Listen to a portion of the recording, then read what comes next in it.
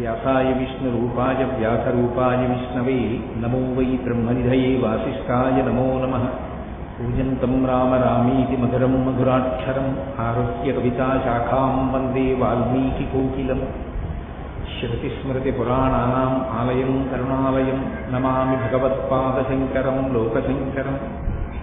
वागर्धाविवसंपृक्तं वागर्धप्रतिपत्तये जगतः पितरौ वन्दे पार्वतीपरमेश्वरौ।